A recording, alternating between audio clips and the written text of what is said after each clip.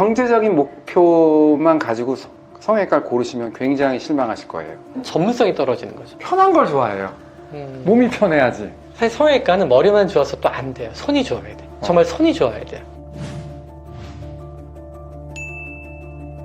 그럼 성형외과 전문의가 되려면 어떤 과정을 거쳐야 될까요? 성형외과 전문의가 되려면 인턴 1년인데 그중에 12달을 한 달씩 쪼개가지고 각 과를 쫙 도는 거예요. 그래서 가서 각과 전공의 선생님이라는 그 레지던트 선생님들 밑에서 그 선생님들 도와주는 일을 1년 동안 먼저 돌면서 해요. 그걸 우리가 수련이라고 그래요. 수련의 과정. 그걸 마치고 나면은 그때부터 자기가 원하는 전문 과정을 하기 위해서 지원 시험을 볼 수가 있어요. 지원을 해서 그 시험에 합격을 하면 그 과에서 3년에서 4년을 공부를 하는 거죠. 성형외과에서 1년 차부터 해서 4년 차까지 서울대학병원이나 아니면 서울대학병원 유관병원들에서 일을 하고, 그리고 나서 마지막에는 전문의 과정에 있는 그 시험이 있습니다. 전문의를 통과하는 시험을 봐서 합격을 해야지 성형외과 전문의가 될 수 있는 거고요. 요즘에는 이제 그 뒤에도 전임의 과정이라고 그래가지고 자기가 미세수술 분야 이런 분야를 전공하고 싶다든가 이러면은 그런 전임의 과정을 한 1년에서 2년 정도 하시는 분도 계십니다.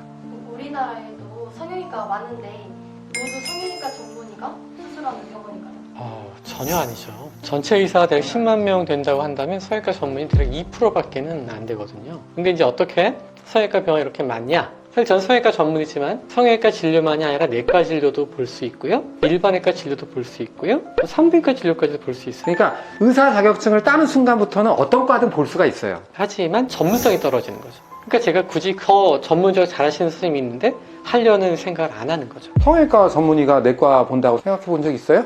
없죠. 그거는 수입과도 관계가 있을 것 같아요. 사실은 어떤 과가 더 수입이 좋다더라 이렇게 소문이 나면 이제 다른 과 선생님들이 그 기술을 좀 배워가지고 그 병원을 열게 되는 거잖아요. 결국은 옛날에는 내과가 수입이 좋을 때 내과 전문의 과정을 안 한 사람들이 내과를 하고 그러셨겠죠. 그렇게 이해하시면 제일 정확합니다. 사실 간판을 보면 우리가 알 수 있거든요. 성형외과 의원이라 성형외과 병원을 쓸 수 있는 건 성형외과 전문의만 가능하고요.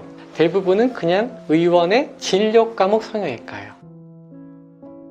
홈페이지만 들어가도 쉽게 이분이 피부과 전문의다 아니다 그거를 우리가 알 수 있어요.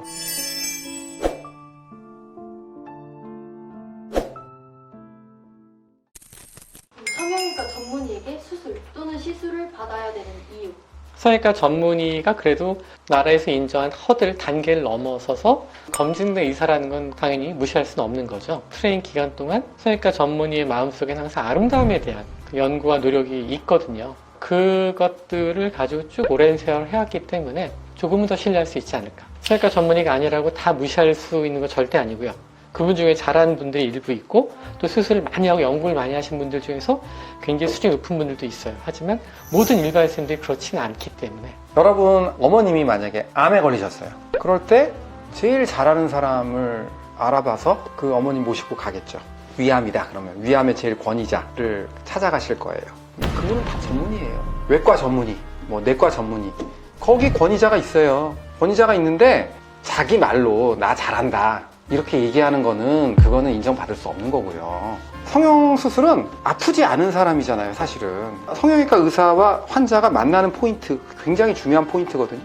그럴 때 내 앞으로의 미래를 좌지우지할 수 있는 사람이에요. 그런 사람을 만나는데 암에 걸린 환자가 의사를 찾는 것처럼 가장 스페셜라이즈드 된 사람을 찾아서 수술을 해야 되는 거죠.